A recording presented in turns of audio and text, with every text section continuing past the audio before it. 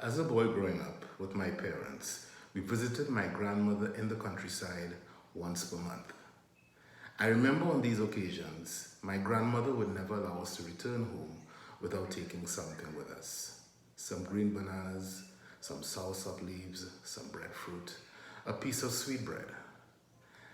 And for my grandmother, these acts of giving were her ways of expressing her own love and welcome and kindness and generosity toward us.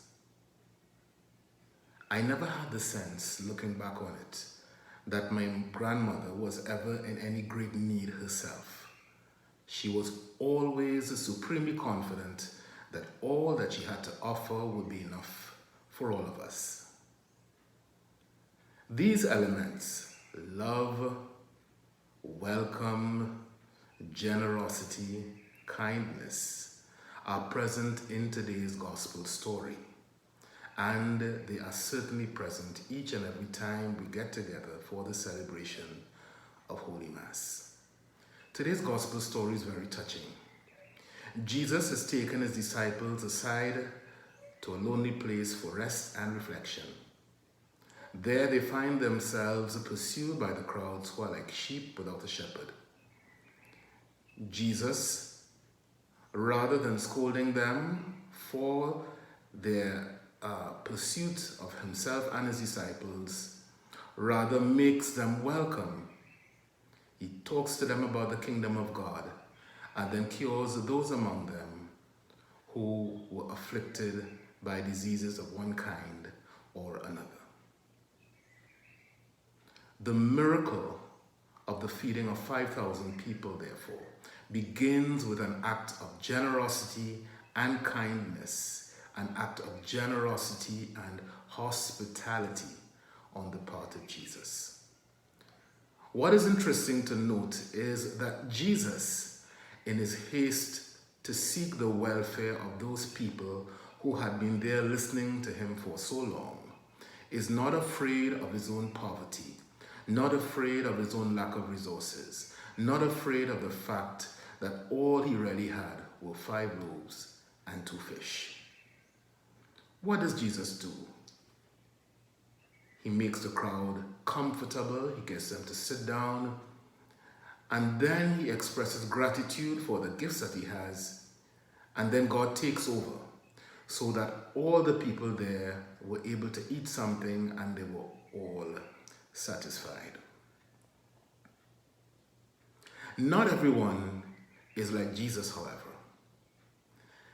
In the voice of the disciples, we hear the concern of those who are suddenly swamped with visitors, those who have to treat with unexpected arrivals. Jesus challenges the disciples to give them themselves something to eat. And the disciples say, but all we have are 5 loaves and 2 fish, unless you want us to go and buy food for all these people.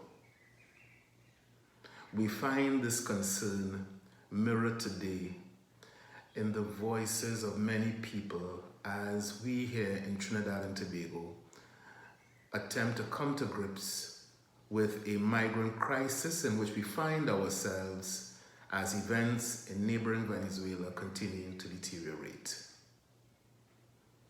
Our Archbishop, and with him the entire Archdiocese, has asked our country to extend a hand of welcome to our recently arrived Venezuelan brothers and sisters.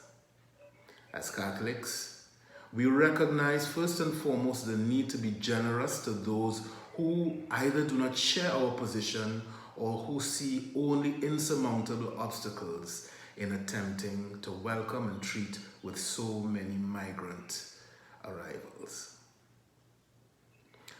These people too must not be vilified, and it is simply wrong to dismiss them as people of ill will.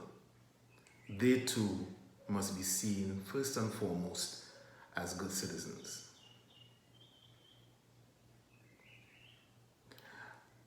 In the days ahead, we here in the parish of St. Francis of Assisi in Erin will be calling upon the generosity of all of us as we attempt to reach out to our Venezuelan sisters and brothers, especially those among them who may be poor.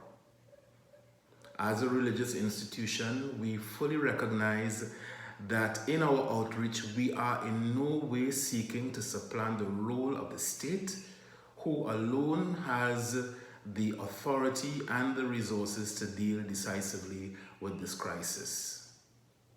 Our outreach, rather, is religious in nature.